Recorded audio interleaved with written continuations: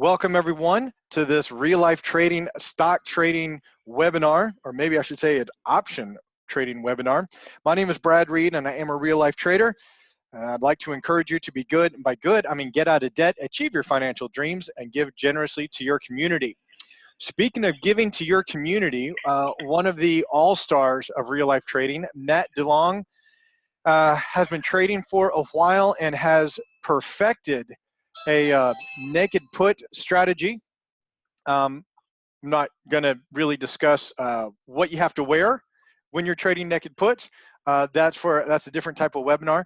But folks, thank you so much for being here. And Matt, I just want to say thank you for taking your time and your energy for not only just doing this webinar, but you've put a slideshow together. It's very clear that you've invested a whole lot of your time and your energy to helping the rest of us be successful traders. So just wanted to say thank you for doing that. Sure, it's my pleasure. You rock, bro. All right, well, go ahead and take it away, Matt. And once again, thanks for being here. Sure. Can everyone hear me okay? Put a 1 in the chat panel if you can hear me. Yep, nice, okay. Aaron, Angela, Ash, what's up? Benjamin, Bob, lots of people here today. I would like to get an idea where everyone's from. If you can maybe put the state that you're from in the chat panel. For those of you outside the U.S., maybe you can put in the country you're from. Utah. Nashville, Sharon Baldwin. How are you, Sharon? Nice. Argentina. Julian, I think you get the award for farthest traveled electronically. Ohio, Illinois, Los Angeles, Tampa, Virginia, New York City. Nice. So one of the things I want to go over today is kind of the strategy that I use. This is my primary strategy, and it's put sales, and it's basically selling option puts. And one of the things I wanted to kind of illustrate here was this. I don't know if you guys like sailing. It's one of the kind of a hobby of mine. I haven't done it a little bit. But it's pretty interesting. This boat is like a hydrofoil Oracle racing rig. And this boat literally can go 3 times faster than the wind. So if you can imagine a wind has a 15 knot wind, this boat can literally go 3 times faster than the wind. And it has these foils that it deploys, it retracts and expands. And it allows the boat to go super fast in just a light wind. Now think about the technology behind that. It's pretty amazing. And one of the things that I wanted to kind of go over is how do you make more than the average market? So for example, if we were to look at the market today, this is kind of it ended up being a little bit blurry, but this is kind of the market today. This is SPY. I have a large screen monitor, so it comes across a little bit blurry on my end, but this is SPY. And if you were to look at today, this is kind of where we ended up today. And you'll see that it's super choppy. So January was pretty healthy, almost straight up. February and March was kind of choppy, and it kind of went sideways. And it wasn't until months and months later, till maybe July, August, where the market kind of started retesting some of this and continued higher. So if you were looking for monthly income like I do, like most of us do, and you took some swing trades up here, you probably got hosed. You probably had a rough couple of months.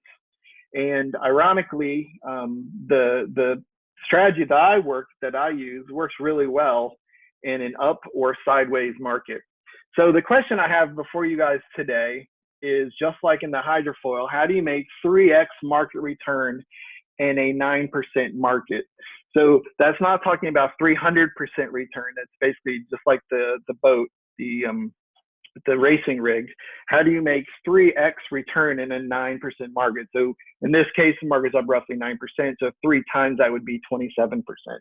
If the market is up 12%, obviously 3x would be 36%. So I want to touch on a couple things about this strategy. The strategy is for traders who have experience with stocks and some basic option experience. It's important to have some basic option experience already. I don't get into the super basics of options 101 in this webinar.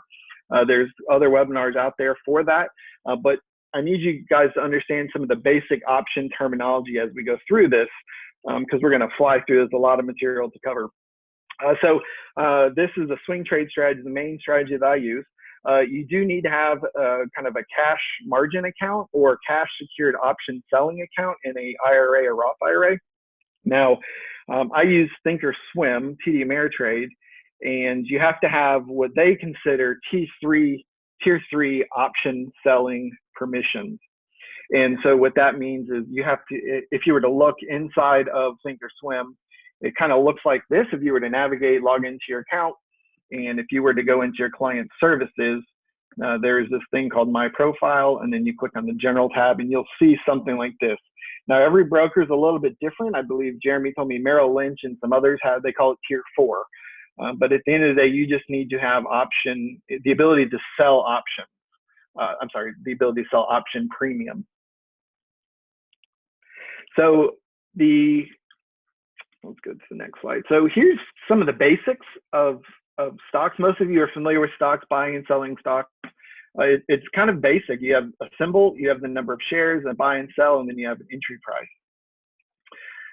If you're doing options, it's a little more complex than just the basics. Jeremy would say you really need to understand the stocks part first before you get into options. You need to know how to drive a car before you jump in a Ferrari, because you can wrap a Ferrari around a tree or other bad things. So in the options world, you have a symbol just like you do with stocks, but instead of having a number of shares, you have a number of contracts. And as most of you know, a contract is 100 shares.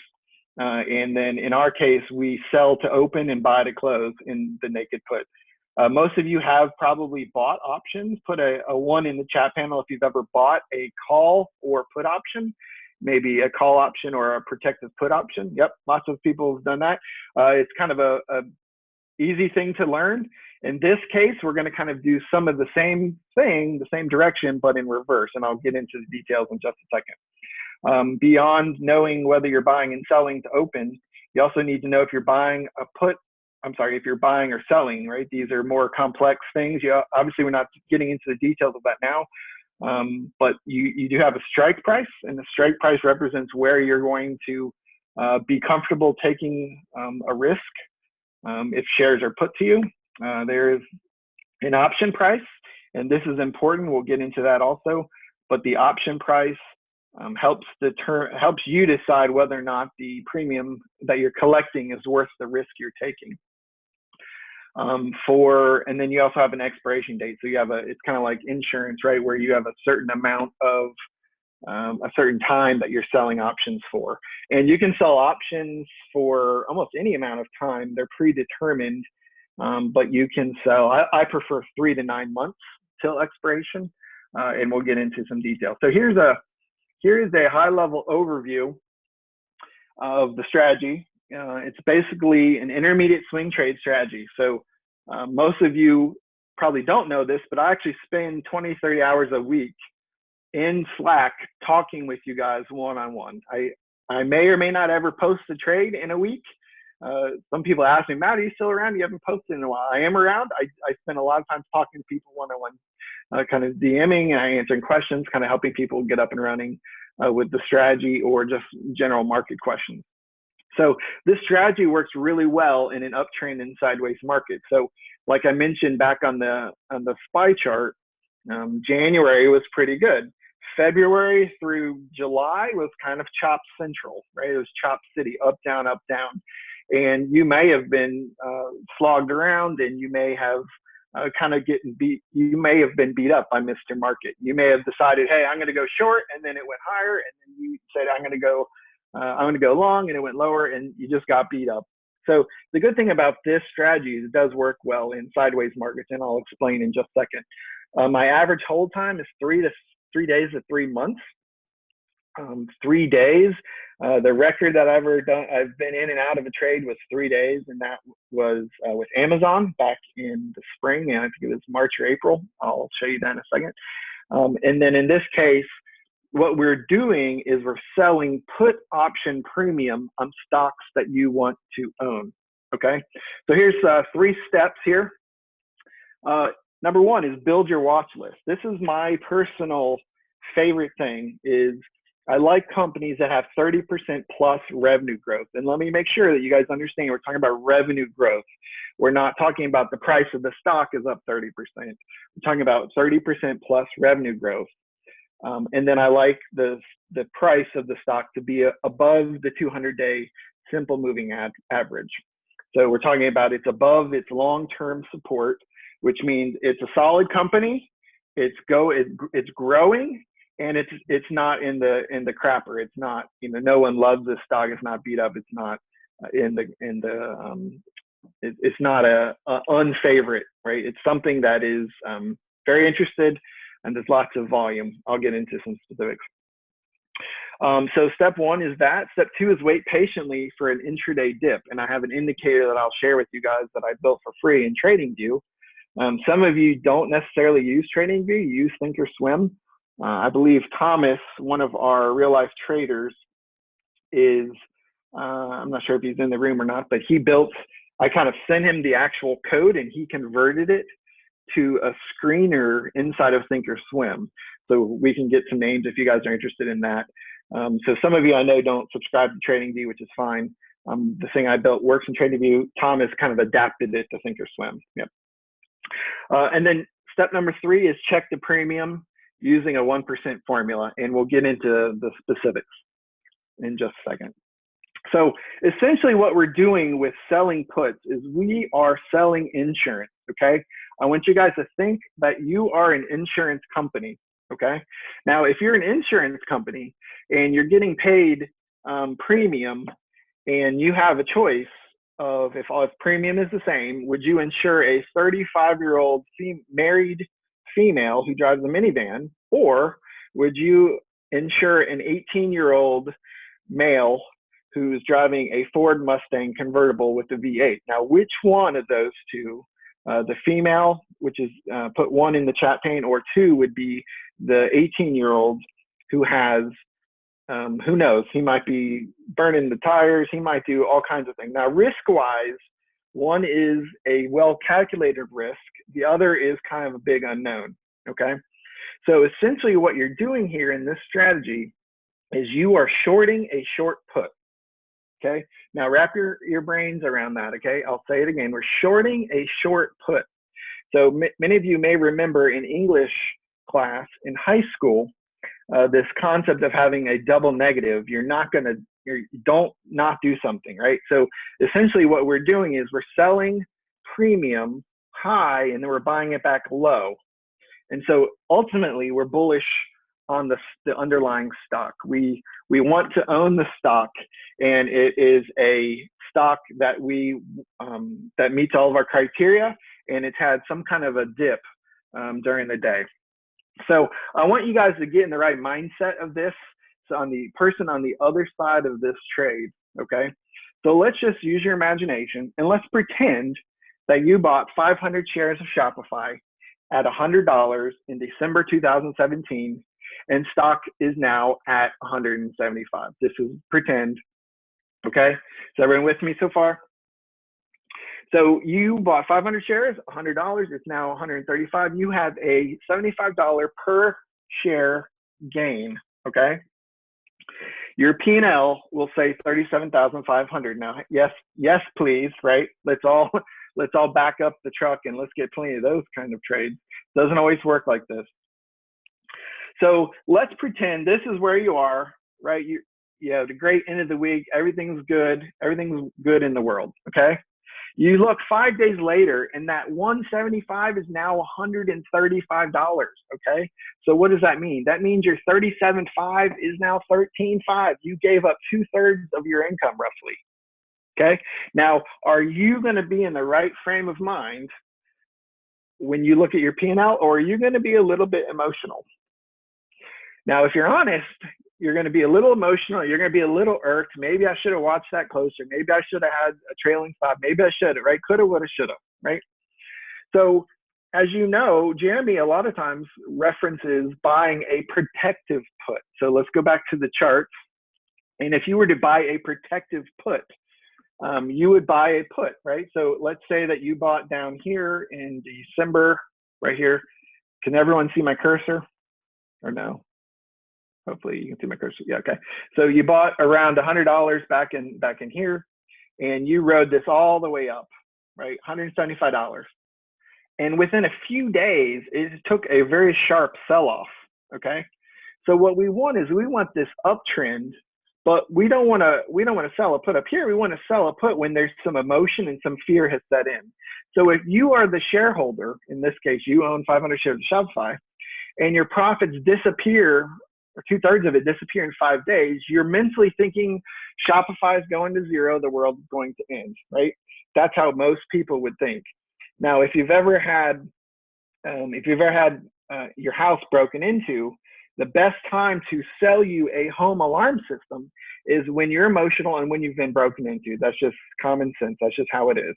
Now, you may not necessarily be making good decisions when you're emotional, but that's just how it is. And so what we're doing in this case is we are playing off the emotions of people when fear is high, or we'll call it the implied volatility is high.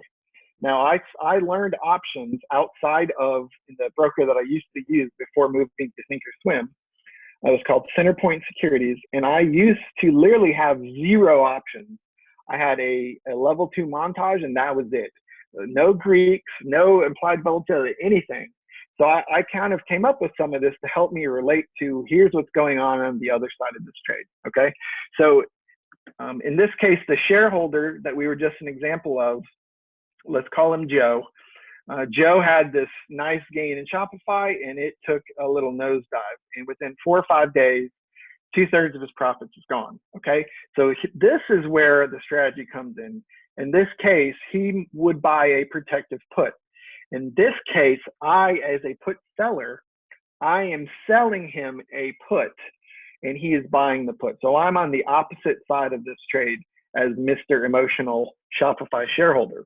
Now, some of you guys may do super nerdy stuff and look at who owns big chunks of Shopify. There are people who literally own millions of shares, tens of millions of shares. I'm sorry, hundreds of thousands of shares of Shopify, okay? There's a lot of people who watch their P&L in the millions of dollars ebb and flow on a daily basis, okay? But let's say you're Joe, you only have 500 shares. So what we're saying is, hey, pay me $6, the stock is right here, and you check the option premium and you say, pay me $6.60, and I will buy it if it goes below 130, okay? So what are you doing? You are guaranteeing a price of $130, right? You're guaranteeing the $130 price. Everyone with me so far? So if it goes to zero, you're still guaranteeing the $130 price. Now, I don't think Shopify will go to zero. I don't think there's plenty of stocks that are growing and very, very healthy that will not be going to zero. So Shopify, in this case, if I look at the option premium and I say, hey, one contract is 100 shares, as I mentioned, and it's currently maybe $6.60 is what people, maybe that's like the bid ask right now, roughly. So I can sell someone a $130 put, which means I'm limiting it right here, and I can collect $660 per contract. I will decide how many contracts I want to sell, how many I want to guarantee, but in this case, we're just going to use one just for super easy math, okay? So if I sell a put that is at, let's say I sell it for 5 months, and this is the premium I collect, at expiration, if it's at or below that 130, I will be put the shares at $123.40. So why is it 123 and not 130? Someone tell me.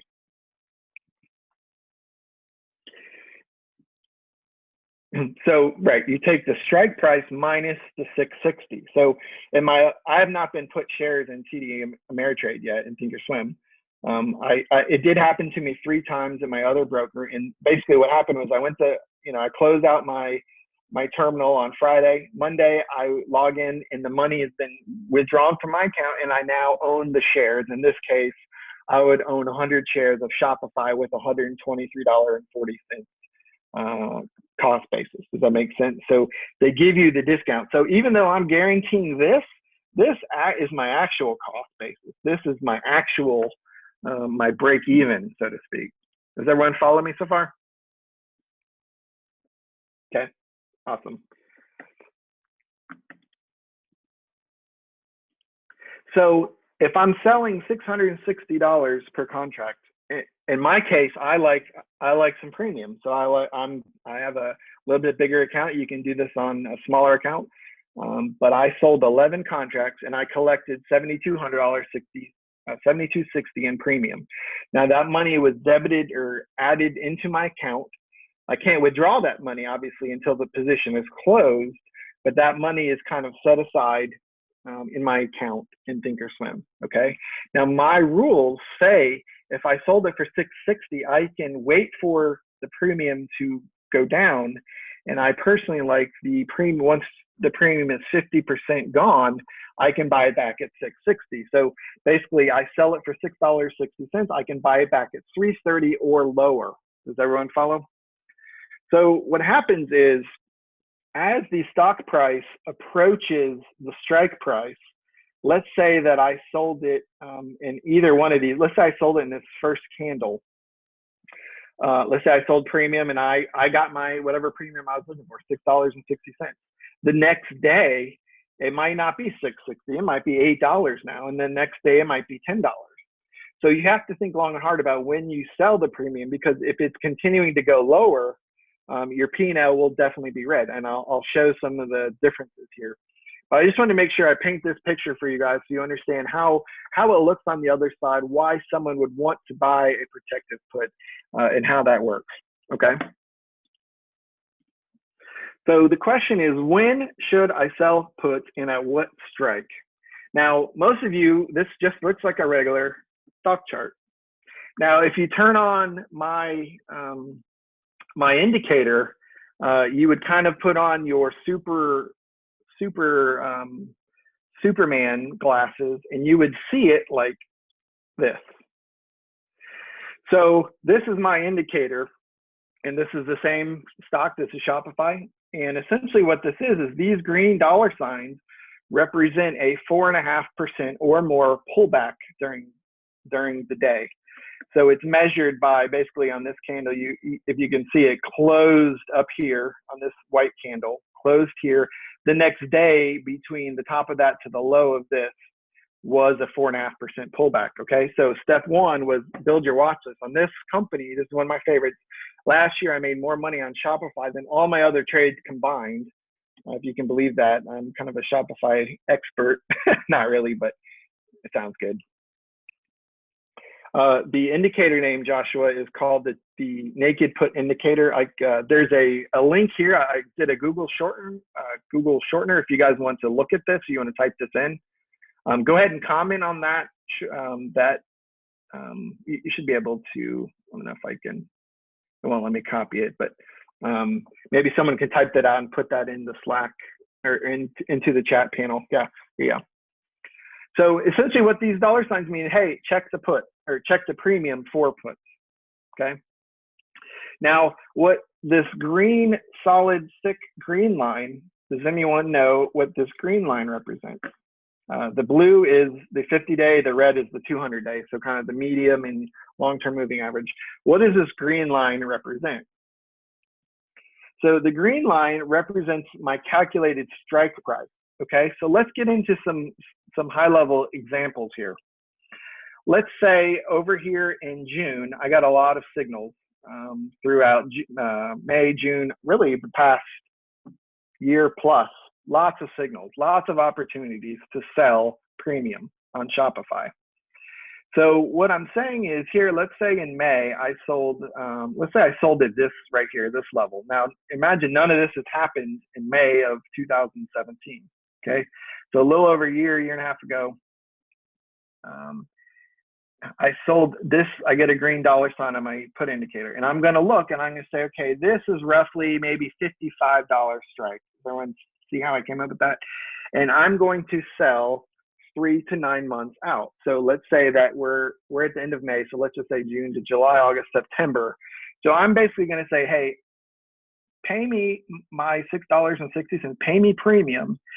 And if it comes to the third Friday of September and we are at a $55 strike, I will buy it from you, right? I'm guaranteeing a strike price. I'm guaranteeing a sale price.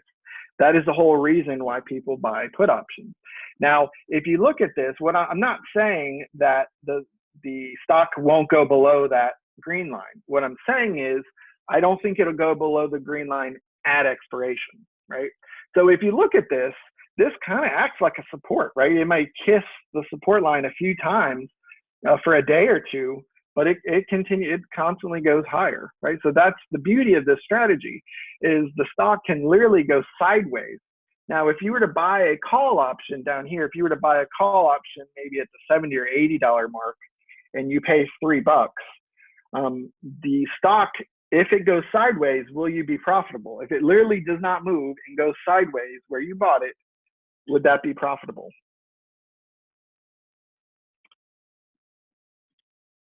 I think that's an E, guys. Yeah, uppercase E. So if you buy a call option and the stock goes sideways, the stock has to move more than what you paid for the premium, right? So if you bought a $80 or a $70 call right here, it's got to move. Let's say you paid $5, whatever, you paid $5 for it. The stock has to move enough to outrun what you paid, right? What you paid for the premium. So the good thing about selling puts is that time is on your side. The theta time decay works in your favor. Okay. Oops. So here's the details of step number 1. You can use FinViz, and you can run a screener for 30% plus revenue grow companies. And I look at that on a quarterly basis, sales Q over QQ. I'll show you a screenshot of that in just a second. That's not my number 1 thing that I look for, okay? Number 2 is an uptrend. Stock is above a 200-day moving average, which in my case is this big, thick red line on my charts. I like to have at least 500,000 minimum average daily volume traded on a daily basis. So what this means is this is a stock where it's got eyeballs on it. It's not some no-name stock no one's ever heard of. It's got some eyeballs on it. And interestingly, if you look at Shopify over the past it's been out maybe 3 years. If you look at the volume, the volume has certainly increased, which means over time, more and more eyeballs have been watching and trading the stock, which is a good thing. You don't want to get to a point where the volume is dried up and you can't get out of your position. So that's the first 3. Number 4 is these are usually in the technology sector. It's really hard for a manufacturing company to grow 30% every year, year after year after year. It can happen, it's just not common. So it's good to have some that are in a non-tech company on this watch list. My personal rules, I stay away from Tesla and Snapchat. They are unpredictable beasts, and we'll just leave it at that. And I kind of stay away from biotech companies. Biotech companies are kind of like your normal company, but they have random FDA announcements that sneak up on you out of nowhere. It's kind of like an unplanned earnings event that comes out of nowhere, totally sideswipes you. Sometimes it's good news, sometimes it's bad news. The stock and the price can gap all over the place. So for that reason, I kind of stay away from those types of companies. I really like what's predictable. Okay. If you think about it, though, what I really like is I like to trade probabilities, not possibilities. So there's a key distinction here. So if you had $10,000 to invest in a hedge fund versus $10,000 to invest in the lottery, which one probability-wise would you be better off in? Of course, it would not be the lottery, it would be the hedge fund. Now, yes, you might get lucky and win a $300 million Powerball, but that is a possibility, not a probability. Do you guys see the difference there? So that's why I like things that are predictable. Someone asked about the stock price criteria. Yes, I personally like companies that are above $50 and $70, just because I don't like to have tens of thousands of shares or lots of contracts. I like to have as few contracts as possible. But depending on what your account balance is, you may, I believe some people like Stephen King, I believe they prefer $50 or less stocks. It's totally up to you. My personal preference is 50 to 75 and above. Because if you think about it, if a stock's at $8, you're not going to get $6 a premium out of it when you're trying to sell when you're trying to sell option premium. Okay, and then number 6 is use a strike price that is 25% below the highest close at the stock price, as your strike price rather. And so with that, I'll demonstrate that in a second. So this is Shopify. This is a screenshot from this morning, and this is FinViz. This is like what the Shopify detail page looks like. I like this sales Q over Q 30% plus. This is what I like, okay? This, if you've ever looked, I never really paid attention until this morning. I noticed, hey, you can actually see, is the stock above the S&P 200? And it tells you, yes, it's 15.2% above. And then the average volume, we want that to be at least 500,000. So you can build your own watch list. And so you kind of know some of this ahead of time, okay?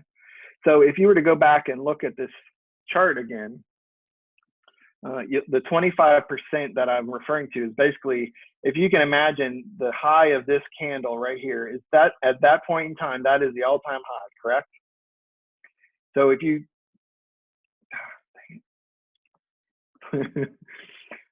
first world problems.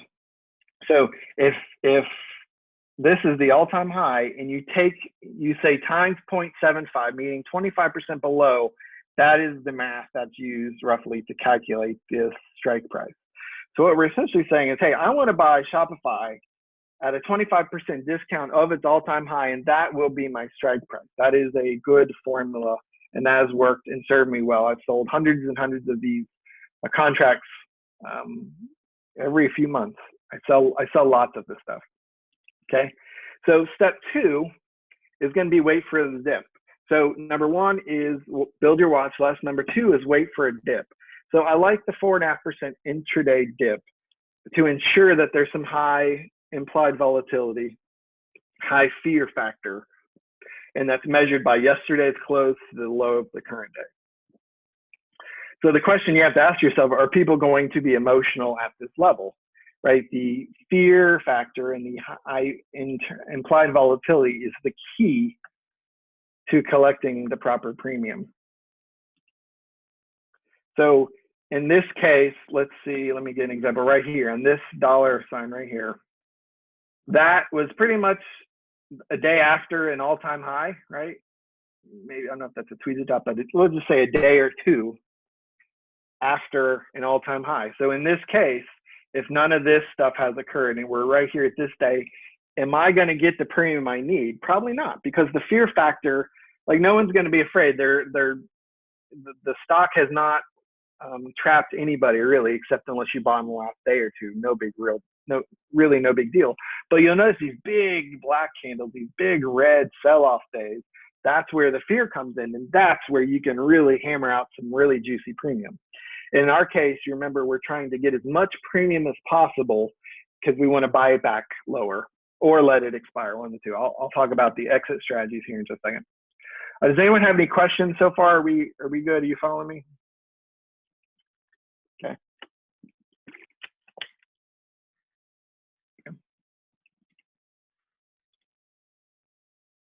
Crystal clear.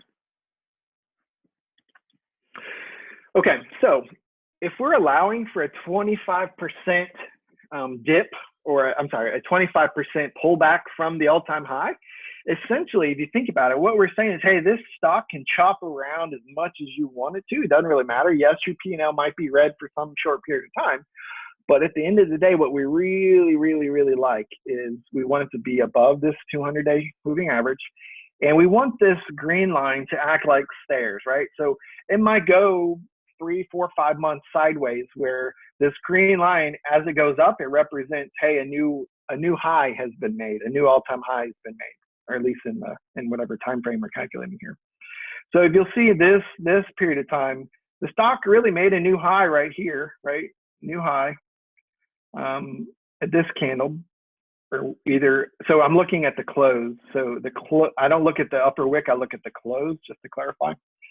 So what happens is this stock can chop around, and I don't care. Now, if I was to buy the stock here and I was to write it down, I would be an emotional wreck because, hey, my profits, or I would have almost immediately turned red on the trade, right? I would have been stopped out.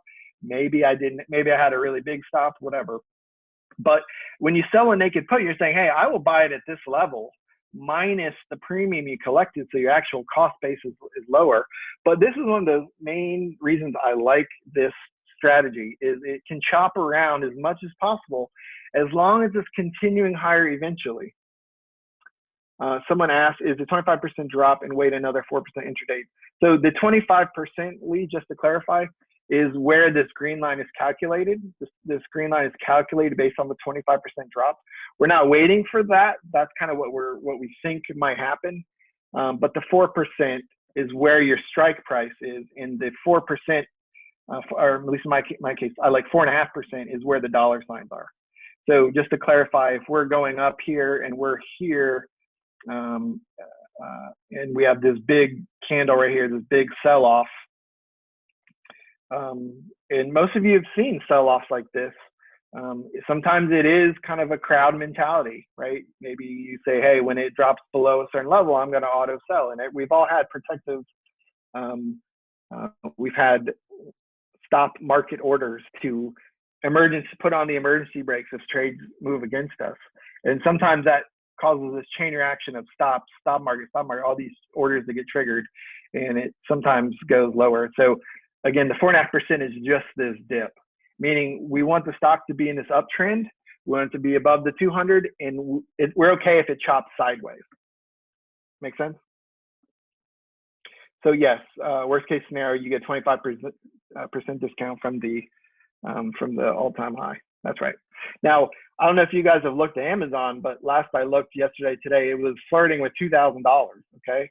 The 25% below that would be what, $1,500?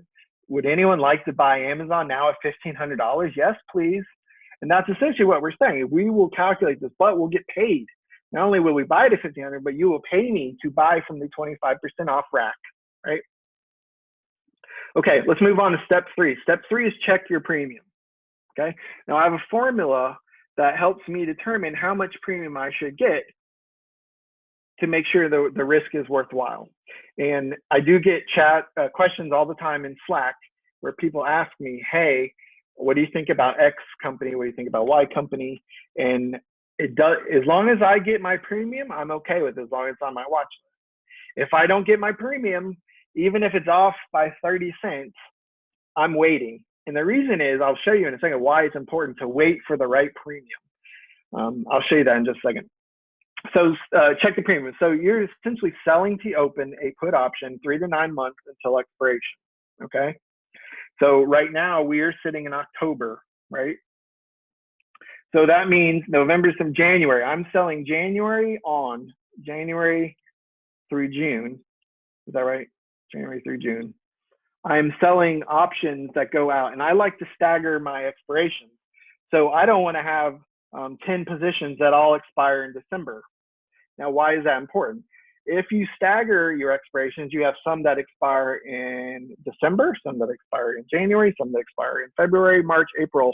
It's literally physically not possible for them all to be put to me all at once, correct? Because I still have time. So if stock is put to me in October, I don't have to worry about November, December, January. Those haven't come. They may still work themselves out. But it allows me to kind of really, really, really open up lots of positions. And there's a caveat to that, and I'll share that in a second. But the farther into the future that you sell, the more premium you're able to collect, and the less capital is required. The reason is because if you were to sell a option that's 3 months out, and let's say you want 6 contracts, but the same premium, if you, instead of 3 months out, you can go 5 or 6 months out, you can get the same premium with half as many contracts.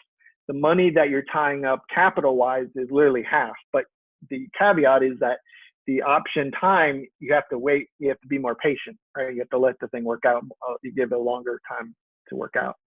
Now, if you think about this in terms of insurance companies, most insurance companies sell 6 or 12 month insurance. What are they called? Insurance. What's the word I'm thinking of? They're not insurance contracts. Insurance. policies. Yes, thank you, Bob. Had a little meltdown there, a little gap in my thinking.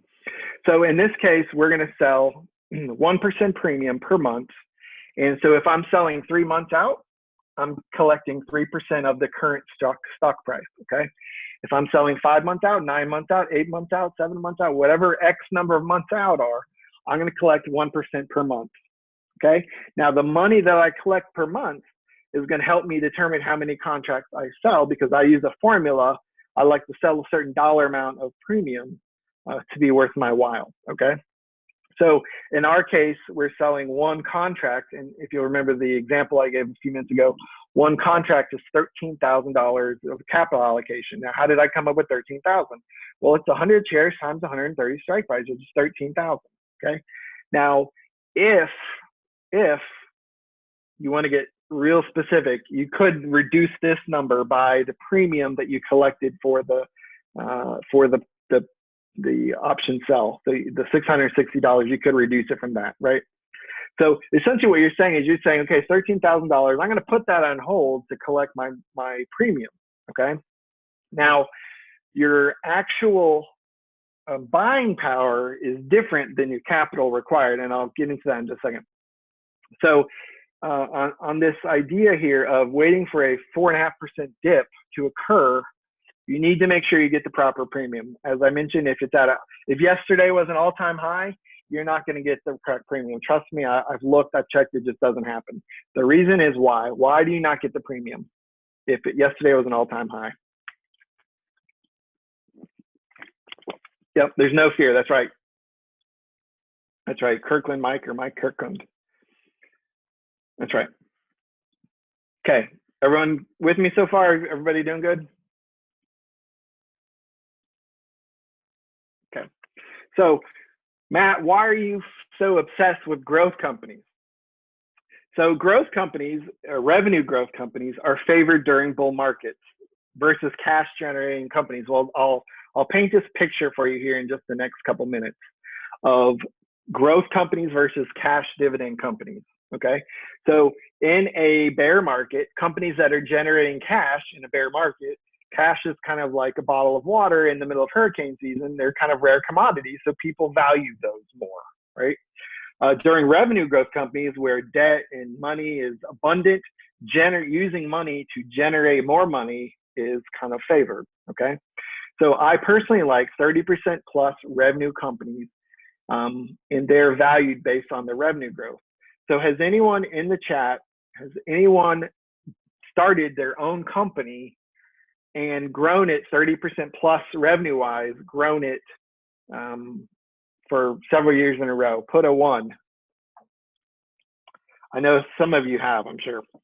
So I ran a company that literally competed against Shopify, and we were growing 30, 40% a year. And it's very difficult. Now, if a small company, small business, if running, generating or building a company that grows 30% revenue every year is tough on a small business scale, imagine these companies like Shopify who have $500, $600, $700 million, or Amazon who has tens of billions of dollars, 30% revenue growth. You got to scratch your head and say, wow, this is nothing short of a miracle that they're growing this fast, right? I think it's an unkept, I think it's a little bit of a secret, right? Like people don't really realize just how amazing that is, right? So in this case, these growth companies, their valuation multiples are tied to revenue growth. And then 30% revenue companies, revenue growth companies double every 2.5 years, okay? So I did not sell to Shopify, Jason. I sold to a group of investors in Nashville. But if you think Jeff Bezos is the wealthiest person in the world today, and Amazon is growing 30%, and they're going to double in 2.5 years, assuming they continue, there will be no number 2 and 3 on the wealthiest scale. Jeff Bezos will so far outpay it. So Bill Gates and Mark Zuckerberg and Warren Buffett and all these people together will be Jeff Bezos, right? They'll all add up to one Jeff Bezos in 2.5, 3 years from now, okay? Now, these revenue growth companies may or may not be profitable, and they rarely pay dividends, okay? So Again, here's this side-by-side comparison of growth companies versus cash generation companies. The revenue growth companies may or may not be profitable. Cash generation are always profitable. Okay. Ash, I do not look at the PE ratios for companies. I don't look at PE or 4P for this strategy. So values, they're valued based on the revenue growth. This is the PS ratio that I look, I'm sorry, this is the PS ratio I look at. That's not part of my formula, but I do look at this. Cash generation companies are based on PE ratio, which is what you're asking about, Ash. This is typically the venture capital model where they want to fund companies that are growing quickly and throw huge chunks of money into companies that have figured out their sales and marketing really, really well. And they just want to throw cash on the fire and make it really big, like burn the engine as fast as you can and run the revenue as quick as you can. And it's a legitimate strategy. It's basically like a land grab. Okay. So the idea, like with Shopify, is there's no real other competitors that are public that really compete directly against Shopify. Now, yes, Shopify offers credit card processing, and there's Square and other things that compete with little pieces of Shopify, but no one competes directly because of the land grab. Okay, so this cash generation companies are private equity where they have to be profitable. They're kind of the slow growers, right? And so in this case, growth companies rarely pay dividends. Cash generation, the opposite, they always pay or usually pay dividends. Okay, so here's some examples here: Shopify, Alibaba, Square, Nvidia, etc. Put some other stocks that you know of that are growth companies. Go ahead and put the ticker symbol in the chat. While you're doing that, the opposite of all these companies are Johnson & Johnson, Wells Fargo, Bank of America, U.S. Bank, Coca-Cola. Yep, NMU. Yep, one of my favorites. I got a position on them now. Yep, Planet Fitness. That's right. So you guys may recognize this, TTD. Yep. Some of you guys may recognize this, and these are Warren Buffett companies. I don't know if you guys noticed that. Okay. So let's take a peek at what this looks like inside of FinViz. So inside of FinViz, if you're looking for growth companies, you'll notice the sales quarter over quarter. This is what it looks like. I like 30% plus. Okay. The dividend is there's rarely ever any dividend. Okay. Wow, time is catching up to me. Now, cash generation companies, they're always a dividend, and you'll notice that the growth is flat or declining in Coca-Cola's case. Last quarter, they shrunk 8%, which is kind of surprising, but they don't grow as fast. Does everyone understand kind of the basics, the comparison? So when I invest, when I put on a trade, I try to think about is this a cash generation company? If so, I might trade that in my retirement account. That's not going to be in my growth account, but I might do that in my retirement account, right? But is this a cash generation account or is it a growth account? Okay. Companies that might be something like Sears, they may be in none of the above. They're not growing and they're not profitable. They're just a slow death spiral. Okay, so here's a visual. Okay, growth, Jeff Bezos. Fast, technologically advanced, innovation abounds. Slow and steady, cash generation, Warren Buffett. Okay, so this is kind of what you think you guys are going to follow when you follow the strategy. It's going to be a nice straight line. However, reality would dictate that there might be some ups and downs and some things that you need to know about that I'll go over here in just a second. Okay. So the question is, how much of this information do you know ahead of time? If you have your watch list, you know what the symbol is going to be, you know what the strike price is going to be, and you know what the expiration is going to be, right? You know that you need to sell to open. You may decide when you place the order, whether you're going to sell January or February, March. You may decide this on the fly, and you may decide how many contracts, but you already know the calculated price that you want to have on the minimum premium. I'll show you that spreadsheet in just a second. So if I wanted to put this order in, this is what it would look like, right? Inside of, this is a screenshot right out of TD Ameritrade's web portal. This is a single order Shopify, sell to open 11 contracts, January 18, 2019, 130 strike with, I'm selling a put, limit $6.60, and it's day, just today, which means if it doesn't get filled, it's going to auto expire at the end of the day. Okay? Does everyone follow me?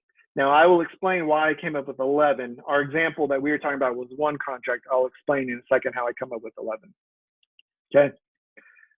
So there's two ways to do this too. If you put in an order, you can do an intraday order, meaning you throw it out today and it expires.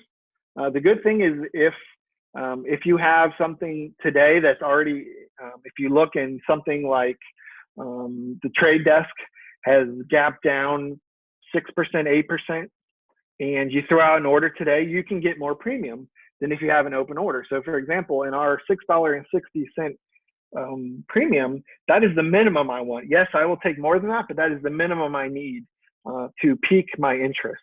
Okay. So if it gaps down, you may get more premium if you throw out an order in the middle of the day, an intraday order. Okay. The downside though is it does require your manual order entry, which means if you are working a full-time job, this might be a little difficult. You may or may not be in front of a computer. You may or may not have the Thinkorswim mobile app on your phone or TD Ameritrade app on your phone or whatever broker you use. You may not have that on your phone. So that's a pro and con. The other option, and I do both of these, there's no one perfect way to do this. The other option is a good till cancel order. You can put out an order and say, I want this to expire in 2 weeks, right? And you can say, here's the minimum premium I need, and the order will fill without your intervention. The downside though is if it gaps, if you want $6.60 and it gaps down, or it passes 660, 670, 680 on its way to $8, where if you threw out an intraday order, you may have been able to get $8, where this, you said 660, so it found 660 for you. Okay, so let's take a step back. The big picture here as a trader, your job is not to buy and sell options. Okay, now that's going to sound very strange from someone like me, right? What is your job? Your job is not to buy and sell. Your job is to evaluate risk-reward scenarios, okay? Now think about this. You want to evaluate risk-reward scenarios. You don't want to chase any and everything. When I first started trading, I had Jeremy gone to me early on, but I would have 30, 40, 50 orders in a day trading. Now, as you can imagine, it was a lot to keep up with, yes, but I felt like a ping pong ball or a racket ball bouncing all over the walls, going all over the place, and totally mentally, physically exhausted, trying to chase 25 cents here, $1 here, right? So at the end of the day, your job is to take a healthy look at the market and decide which risk-reward scenarios match your plan and which risk-reward scenarios make sense for you. Okay, and then and only then pull the trigger when the odds are stacked in your favor. In my case, I pull the trigger when the premium that I need, that I absolutely need, and I don't negotiate no matter what, I will not put out my order unless I get the premium I need. Okay, there's this tough discipline that you have to have. Most of you who have bought options are familiar with how call options work, where time works against you. Yeah, there we go. I have a great example of this. So if you buy a call option, you literally have a ticking clock. If you buy something that has 120 days to expire, you're buying a ticking clock. You have to outrun that. Okay, that's what happens when you buy a call option. If you're bullish, that's what happens when you buy a call option. Okay, if you're selling a put option, it works the opposite. Time is in your favor. The stock could literally not move a cent. And if you sold it for 6 months, you can not move a cent in 6 months, and you still will be profitable because time will work against the buyer of the put option, but it'll work in your favor. Like most people will say 90% of options expire worthless, right? Well, you got to make sure you're on the right side of that expire worthless. But that means 10%. I want to be in the 10% group. I want to be in the 10% crowd. I don't want to let the things expire worthless, right? Okay. So what can you expect using this strategy? So number one, as the price approaches your strike price, your P&L on the trade may be red, but don't panic. Okay, let me give you an example. Let's say I sell a $130 strike in our example, Shopify 130 strike, and I get $6.60 premium. Now let's say my buddy Stephen King, who this actually happened on a trade the other day, he's a little more patient. He doesn't get 660, he gets $8. Okay. Now, what is my P&L going to look like if I sell it for 660 and he sells it maybe a day or a few hours later and he gets $8? My P&L will say per contract, I'm upside down $1.40, right? So per contract to be $140. So even though the price of the stock may still be well above my strike price, it's going to say minus $140 per contract. Does everyone understand? So in my case, if I'm selling 11 contracts, it's going to say negative $1,540. Okay, negative $1,540. But I don't really care what my P&L says. I used to trade my P&L, and I used to say I want $1,000 today. How can I get $1,000? I gave up on trying to trade the P&L itself. What I like to do is put my strategies on, let them work, and then walk away. Let them do their thing. Okay. So 99% of the time, puts will expire worthless if you follow the strategy. Stephen King, he does a lot of put sales. I think he's still in the room. I don't know how often you get put these stocks, these growth companies, but it is very, very, very rare. I have been put it before I kind of hardened my criteria. I got put BRK.B, which is the B share class of Berkshire Hathaway, which, as you guys can recognize, it does not grow 30%. Just before I hardened my, about 1,000 on put sales. That's awesome, Stephen. So, and I did it on Apple. Most of you guys may realize Apple does not grow. Apple's not on my radar. It does not grow fast enough. And it also happened on another one. I forget the name of it. But at the end of the day, all three of those gapped up within the very next day. So yes, it sucked that I got put the shares below my strike, but it gapped up the very next day and I was automatically profitable. Okay. And so if you think about when you're selling this premium and you're allowing a 25% pullback, you're getting put the shares 25% below the all-time high. The good thing is that these are growth companies. You're getting a 25% off the high, right? Now, how is that a bad thing? Now, obviously, if it goes lower and lower and lower, at some point, there's going to be different pockets of buyers and different support levels that will push the stock higher. So even though your P&L may be red if it gets put to you, and even though the stock might go below your strike price at some time during the holding period, it's okay. Don't panic, okay? Now, I mentioned this before, your entry price is lower than your strike price. So your actual cost is strike price, in our example, 130 minus the $6.60 premium. Okay, everyone understand? So what do you do if I have I think I have two trades that are showing red for me right now. One is NTNX. I think Ash, you asked me about this the other day. So when do I panic? When do I get nervous? And the answer is I don't. So if I sold a option that expires in April, literally April of next year, why does it matter where the price is right now? To me, yes, my P&L might be red, and if I'm running a hedge fund, which I do run, if I'm running a hedge fund, my net asset value, my NAV, and my investors will show some kind of a small loss on whatever position, right? But at the end of the day, I don't really care. At the end of the day, I'm going to let my strategy work, and I don't really care if I'm red a month or two or three or four, right?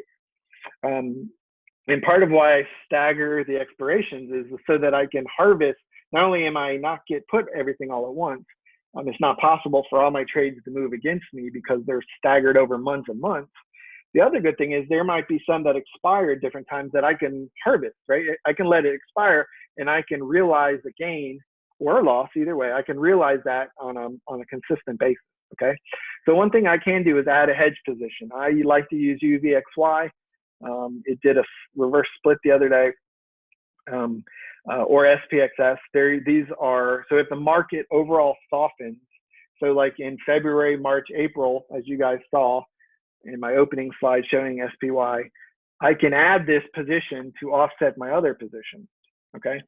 So what happened is one of my positions will be red, one of them will be green.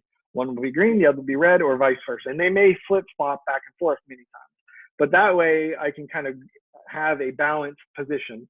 It's counterbalanced, and it's not all 100% long or 100% short. The other thing I can do, which you have to be careful with, is sell a similar, you can sell more puts at a lower strike price. So I did this in Shopify. Shopify was at 130, okay?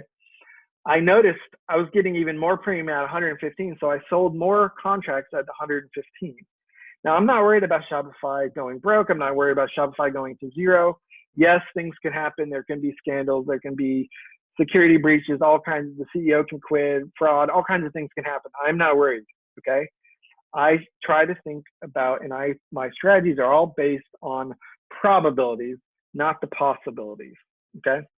So the other thing you can do, like I mentioned, is buy a lower strike. The third thing is you can buy a lower strike put. So in our example of Shopify at 130, you can buy a 125 or a 120, which basically means you're limiting your risk between the spread between either 125 and 130, or if you do that, or 120 and 130, a $10 wide spread there.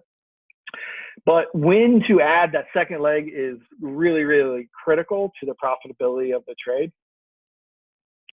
And so the idea is the ideal time to sell a put is when the stock is down, okay? Guess the ideal time to buy a put is not when it's down, it's when the stock is up. So literally, that's why I stopped doing bull put spreads, is the environment where you buy a put and sell a put are diametrically opposite. And so if you do both at the same time, you're going to overpay for the lower leg, the bull put spread on the lower strike, or you're not going to get enough premium on the higher strike. So that's why you can convert this. You have to be real strategic and when to do that. But that's why I don't put on a bull put spread immediately. I don't do that. I used to, but I rarely get enough premium to make it worth my while. Okay. And the other thing you can do is short the underlying stock itself. So as most of you know, yes, that's right, Benjamin. It's better to leg in. Don't put it all at once. You can. There's an advantage and disadvantage. Someone asked about the maximum margin I allocate. I'll get to that in just a second. One of the things you can do in March and April, I think it was 20 contracts of Facebook. Now this is maybe 3 days before their whole data analytics scandal came out. Does everyone remember when that happened? My P&L was pretty bloody, I will not lie. However, my options expired, I believe, in October at the time. So who cares what happens to Facebook in March and April if my options expire in October? Yes, my P&L is going to be kind of worn out, but at the end of the day, I'm playing the long game. I want to see what happens. And as most of you know, it was down for 4, 5, 6 weeks, then they went higher.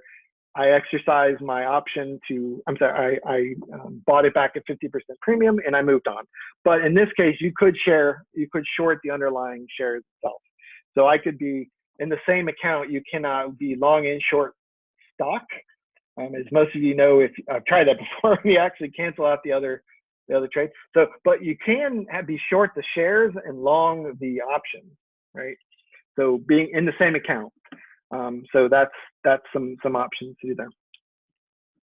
Okay, so possible outcomes. We need to fly because we're going over time here. So possible outcomes. Number one, buy to close 50% premium decline when expiration is 3 months out. Okay, so what that means is we sold an option for $6.60. We have the option or the right to buy it back at $3.30. 50% of the premium is gone.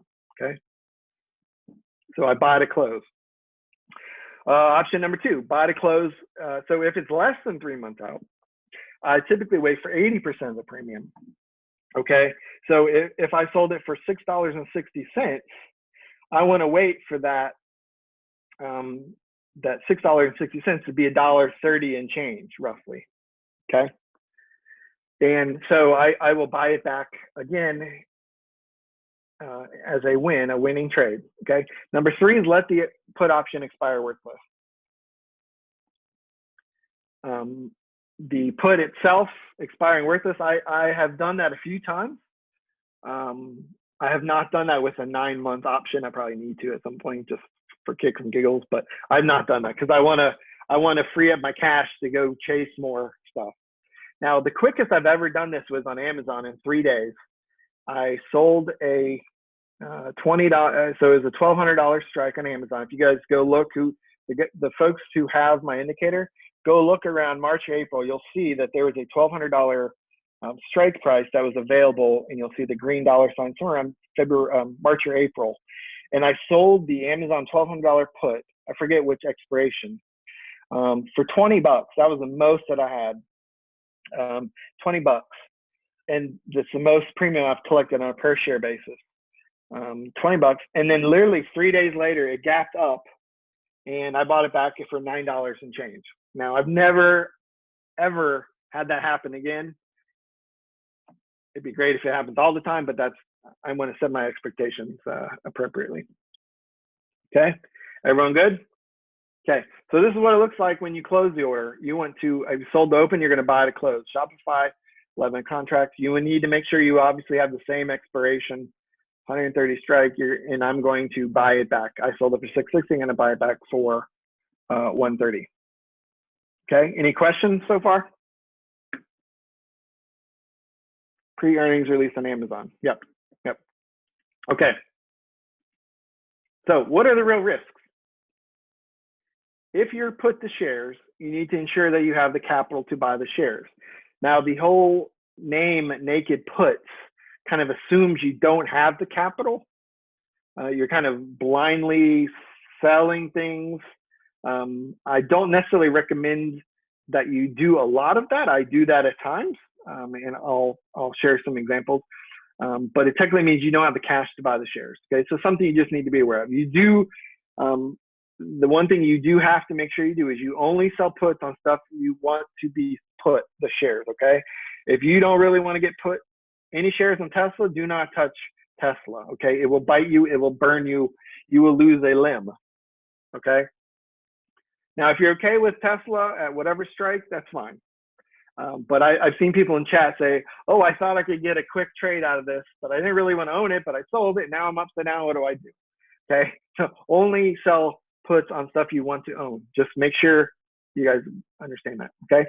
So the other thing is, this is a little tricky, is your buying power is only affected by 10% of what you think. So for example, if I'm selling one contract at 130 strike, I'm kind of tying up $13,000 of capital, right? But your buying power won't really reflect $13,000 of capital. Okay, your buying power may only be affected by $1,300. There's a lot of variables that go into this. TD Ameritrade sent me their formula, and it is a beast of a formula, and it determines how much buying power is affected when you sell option premium. And the short answer is that there is a lot of variables. How far the expiration is from, how many days to expire, that's one part of it. How far out of the money it is. If it's in the money, then they're going to want every dollar kind of in your account. So there's a lot of variables and moving parts with how much your buying power is affected, but it's roughly 10% of what you think it would be.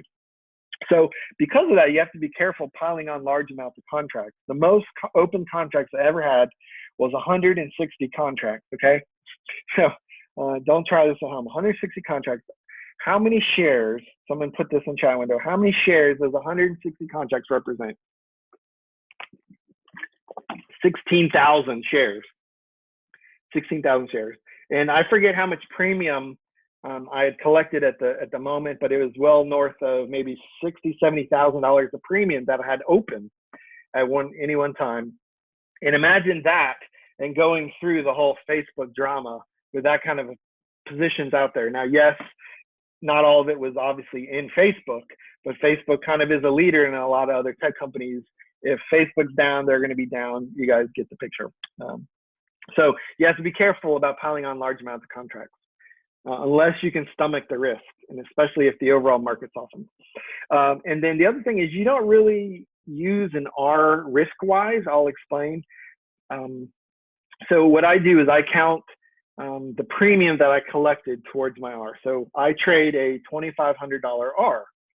So if I collect $7,500 in premium and I've closed the position, I basically netted 3 R.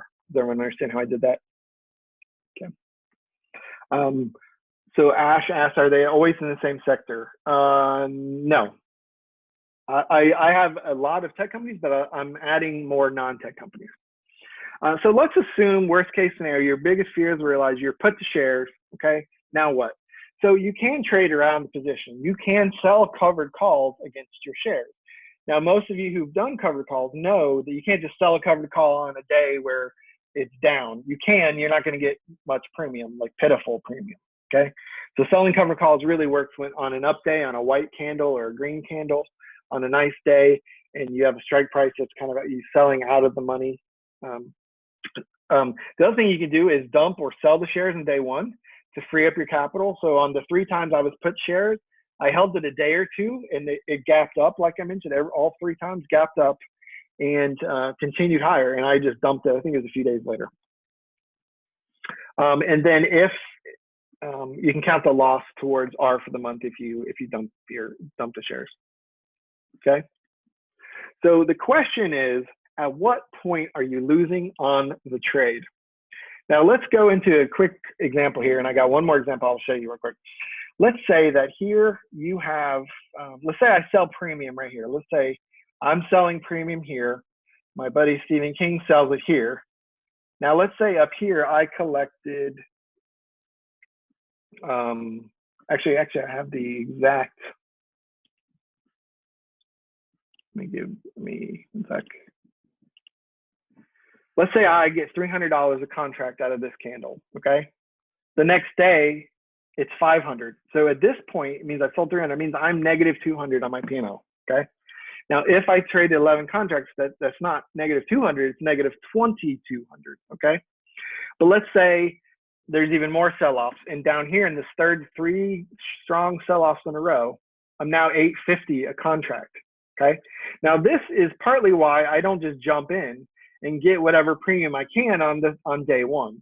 I like to make sure I can at least get my minimum contract, my minimum premium, in our case was $660. So in this case, because Stephen King sold it here and maybe someone else sold it down here at 850, every single one of these trades would be upside down. They would be red. Now, yes, they're still all above the green strike price, correct?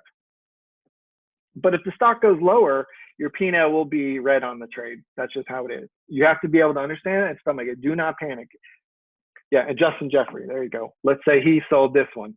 So I sold this one, Stephen King sold this one, Justin sold this one, okay? On day one, no, I'm the only one in the trade. On day 2, Stephen and I are in the trade, and I'm upside down $200 a contract. On day 3, myself, Stephen King, and Justin are all 3 in this. Stephen King is upside down $350, and I'm upside down $550 per contract. Do the math, 550 times 11 contracts, okay? Now, most of you, if you saw negative 5,500 in your account, you would need to change your deer skins, right? You would, you'd be a little nervous, okay? But don't panic, because again, what does it really matter? How much, let's say Stephen got more than I did and Justin got more than Stephen. This is starting to sound like a math algebra kind of equation here. But at the end of the day, as long as it's above the strike price, who cares, right? What difference does it make? Good for Stephen that he got more than I did, and good for Justin he got more, right? And so when you do this kind of a trade, you don't really trade in R the way that you would typically, where you measure your entry and exit, okay? So here's another example. I have this spreadsheet that I use. Let me go back. So this is a spreadsheet that I share in the group. This is just a screenshot of it, so this is not interactive. But what I do is I enter the ticker symbol over here, and I basically enter what I want in blue, in the blue field. And because I'm selling 3 months out, we're now in October, so 1 month away would be November, 2 months would be December, 3 months would be January, and you'll notice 1%, 2%, 3%, 4%, right? So as far out as I go, I want to have the 1% premium. So in TTD, and I enter it in the Google spreadsheet, it says, oh, the last trade was $137.10. So then my formula does all the math for me. I enter, okay, I'm looking for 115 strike, and I literally can decide which of these do I want. Now, these dollar amounts represent the minimum premium I want, okay? So in my case, I said, you know what, I want April. I want $8.23, and my 823 times 9 contracts, obviously 9 times 100, would give me the premium that I want. I want $7,500 in contracts. But this is going to affect my buying power, $18,000, or if I'm put to shares, it's going to cost me $96,000, okay? Does everyone understand how this works? So I basically enter in these three, the ticker symbol and the strike price, and my little spreadsheet says, okay, option 1, option 2, and it's kind of like picked from door number 1, door number 2, door number 3, 4, 5. Okay, and this does all the math. This is my minimum premium. Now, if I look in TTD, let's say I'm able to get 823 on a lower strike. This is Stephen King does this too. If I can get it at $100 strike or something lower than this and still get the same premium, I'm going to go with the lower strike.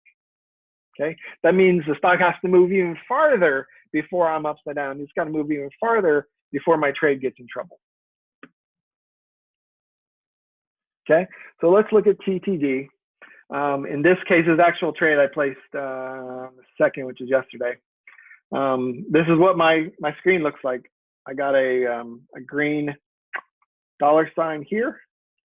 I check my premium. I'm going to sell to open 9 contracts, April 18th, which is what we just looked at in the spreadsheet, 105 strike. So I can get the same premium instead of at 115 strike, which is what this indicates roughly. It's actually maybe 117, but I say, hey, if I can get it at 105, if I can guarantee a lower level, yeah, I'm all for that. Especially if I can get the same premium. Okay, does everyone follow so far? I can share the thing at the end of the webinar, the link to my spreadsheet. Yep. Okay, so this is what the order looks like. I'm saying a single order of TTD. I'm going to sell to open 9 contracts. This expiration 105 put, limit 860. I want roughly $7,500. And then boom, here's my order showing as reported. This is my evidence that the order got filled. Okay, does everyone understand that example? Okay, so let me wrap up. Let me show you a couple tips and tricks and we'll wrap up here. So number 1, only sell premium of stocks you want to own at your strike price. Don't play with fire. This can easily mow you over if you're just tinkering. You think that you can scalp a couple quick dollars out of Tesla if it's upside down or whatever. Don't do that. Only sell premium on stocks you want to own. Okay. Be confident in the trades that you're placing. Don't second guess yourself. Okay. So it has to be on, at least for me, it has to be on my watch list ahead of time. Just because the stock is down 2% or 4% does not mean I'm going to go chasing it. I want to get the premium I need, but in order to do that, it's got to be in a stock I want. Okay. Number 2, don't be in a hurry to sell premium on down days, especially if the premium is light, meaning you can't quite get your premium. So let's say I'm looking for my first example, $6.60 premium. Let's say I want that as my minimum, but today I can only get $5.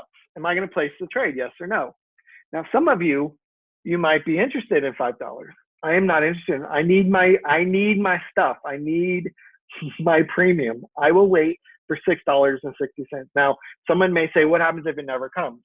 Well, as you guys saw on Shopify, there's plenty of opportunities to get in when that green $ shows up. There's plenty of opportunities. And sometimes there's 2 and 3 days in a row of sell-offs that you can get in. I am not at all worried about whether or not I'm going to get in. Okay. At the retreat, we were talking about the strategy. And I said, I kind of think of this like I am in a boat fishing. Okay. I'm out on the lake and I'm going to sit still and let the fish come to me. I literally have gone weeks without placing a trade because nothing fit my criteria. Okay. Now for you day traders, you would be chomping at the bit. You'll be biting your fingernails if you sat in front of your monitor, your computer all day, every day for 2 weeks straight for 10 days, and you did not place a trade, you would be going bonkers. Okay. That's the beauty of swing traders. We can get away with that. It doesn't bother me at all. I can do nothing when there's nothing to do. Okay. So what I like is sitting in the boat on the lake. I let the fish come to me. When they get close enough, I like to throw dynamite over the side, let them blow up, let all the pieces of the fish jump in my boat. Okay. I do not want to have to work hard for this, and I do not want to have to chase this. I want this stuff to come to me. Okay. So that's one of my the things that I learned early on is don't be in a hurry to sell premium. So if the stock's down 4% and I like 4.5%, at the end of the day, it's really about the premium more than the dip. As long as you can get the right premium, that's fine.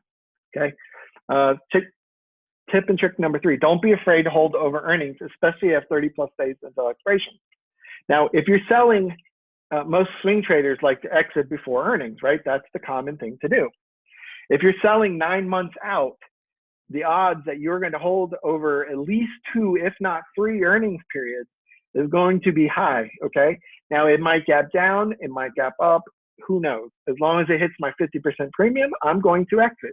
I'm going to free up the capital, and I'm going to go look for some more fish to hit with my dynamite, okay? A couple more tips. Number 4, don't attempt to day trade the position after it's open. People get nervous if they open a position on days, let's say they sell 9 months premium, okay? Selling it for 9 months, April or sometime next year. And on day 3, they're, oh, what am I going to do? It's down. The position's red. Well, don't attempt to day trade this after it's been opened, especially if it's 3+ months to expiration. Give it some time to work, okay? Most of you remember Melly jumped in a trade with me, Melly. I think we had a $100 strike. You look at Melly, a lot of people bailed early, bought to close, and panicked. $100 strike at the expiration. If no one did anything and let it expire, every single one of us would have been profitable. Now it gapped down on bad earnings in the on Melly, MELI, and the stock or the company was trading at 30% plus revenue. They came out and I think they were 20%, so they no longer met my criteria, so they kind of cycled off. So I just tried to get out of it as quick as I can. I think I made $100. I think other people may have bought for a small loss. Okay. So only sell when you have the minimum premium. Number 5, otherwise wait. Okay. Number 6, on gap down days, you can collect higher premium than the minimum using the average of the bid ask. So if the bid ask is like $6 and $6.50, just assume somewhere in the middle is what you can get. It doesn't always work, but that's kind of a rough rule of thumb. Okay. So here's the links. I can put these in the chat window in just a second. I don't know if I can copy and paste this. Can I copy and paste this? Okay. It will not let me copy and paste it. Go back into. So I will put this in the Slack channel in just a minute. So this is the FinViz where you can use to identify watch lists. This is the trading view indicator if you're interested. Thomas has converted this to the Thinkorswim script. And this is my naked put log, okay? So key to success, correct stock plus the correct price and correct premium equals enough time to work out is your success. This guy, Stephen King, this is what he and I were talking about this the other day. Follow the rules, sell puts on companies you've identified or that match the criteria. Ignore the red in the P&L and let SATA do the work. I love that. Let the time work itself out. Most importantly, don't panic and buy to close for a loss. The worst thing that happens is you end up owning a stock in a company that's achieving 30% plus revenue growth, and you own it at a discounted price. All right, questions? Hit me. Thank you so much for sticking out with us. What percent of capital am I using? I don't really have a formula that I use. I like to use all my capital as much as possible when I find the right. So some people are very uncomfortable with margin overnight. I am very comfortable using 100% of my margin overnight for long periods of time, as long as everything matches my criteria when I place the trade. Now, if some of my trades get in trouble, and I've never had a capital call, some of my trades get in trouble, I might exit some of them to free up cash, but I've never been in that position before. Do I set price alarms? Are you talking about for entering or once I'm in the trade, Leo? I think you're talking about once I'm in. For entry. I do not place price alarms for that. I do have open orders though. So my order, if I'm looking for a certain premium, it won't tell me, hey, it'll just get filled and I'll get an alert, but it doesn't, I don't use trading view or anything to give me an alert. Do you always close all the options at the same time or for all contracts? No, Ash, because I have things staggered over time, they don't all expire all at once. But my rules say if I have a put and I sold it at, let's say easy math, $6, I can buy it back at $3 or lower. So once that's been achieved, then that's what I do. So I do not close them all at the same time. I close them. I think of it like a merry-go-round where there's some coming, adding to the position. Some are getting on and off at different times, but I don't really care about any one position as much as the whole bucket of positions. I think maybe you and I have talked about that a little bit before, where I don't necessarily care about any one stock, any one option, any one put sell. I like the bucket of them. There can be some that work out really well, and those offset some that don't work out right away, right? Okay. I think you answered this, but because of a mini RLT sold a Tesla naked put with a strike of 100 November for 130 today's value to buy to close. That option was, yeah, so what would you do? Yeah, I would buy to close it, yeah. 50% is evaporated, right? So I would want to buy it at 70 cents or less if I sold it for $1.40. Yep, that's right. Do you do this in retirement accounts? Sharon, I do not do this in retirement accounts. I do this in my main trading account. I haven't looked at it, but I'm sure there's a way to do that in a retirement account.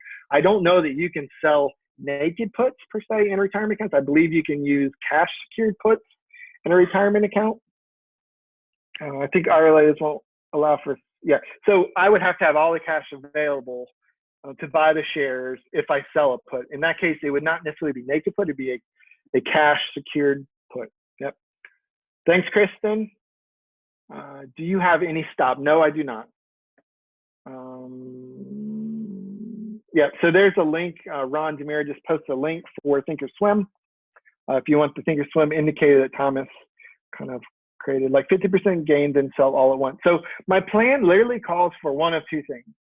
Either I collectively have got enough premium from all of my positions. So let's say I've sold a total of $30,000 of the premium. I can buy that back once all of it has been 50% or any one single one. It's very rare for them all to hit all at once. So I wait for the individual ones, like I mentioned, it's kind of a merry-go-round, some coming and going at different points. Tastyworks will do puts in a retirement account. Good to know, Mike. I did not know that. Your risk per trade is 1R. So what I like to do, guys, is I like to sell premium at whatever your R is times 3. And the reason I do times 3 is if I want to buy it back at 50%, that means I'm going to cash, I'm going to buy it back, and I'm literally going to bank 1.5 R if I buy it back at 50%. So I sell my R times 3. That's how much premium I want to collect to determine the number of contracts. So my 2,500 times 3, 7,500. If I buy it back 50 cents on the dollar, then I would bank 1.5 R positive. Do you got me use the scanner? I did my authority. Yes, cash secured. Thanks, Matt. Any other questions? Do you have a plan for a large full market pullback like in 2008? So people have actually been calling for a crash like that for 3-4 years. At the end of the day, I don't try to predict anything. What I like to do is I like to trade what I see. So if something like that happens, absolutely, I will keep all my positions open and I will add UVXY or some alternative hedge that will go up in value when the market goes down. That's what I do. So I don't touch the original position. I add something as a hedge to counterbalance the position. And if that answers your question, Yates.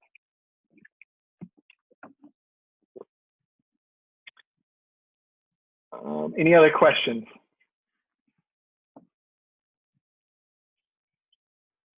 Brad, did you have any questions? Did you want to take on? Matt, I think you've done an amazing job. I've noticed the attendee list is about 50% larger than when you started. And for this hour of the evening, that is absolutely amazing. Thank you so much, Matt. Yes, my pleasure. You absolutely crushed this. Folks, if you have any more questions, you know how to use Slack, and hit up Matt DeLong or myself for any questions. I think we're ready to close it out. Matt, do you have any last things to say before I click the stop record button? No, the only thing I would say is that if you don't yet have a plan, a written plan, people ask me this all the time, what would you say to someone just starting out trading? And I think everyone needs a system. And the system does not have to be automated, but you need some plan that you execute, and you take a step back and you don't think, hey, I'm trading. Hey, my job would be to execute my plan. My plan decides what to trade, when to trade, how to trade, maximum loss, maximum number of positions. And if you don't have a plan or a system yet, I think that would be a great first step for people who are just getting started in trading. Awesome, Matt. I have a really large monitor here, and the top to bottom in the chat pane is thanks and love your teaching style, and thank you, and great. And Matt, you have enriched lives tonight. So thank you so much for your time. Folks, thanks for watching this video. You guys rock. Feel free to reach out to us. You know how to reach us up in Slack. And as always, trade on logic, not on hope. Have a good one, everyone.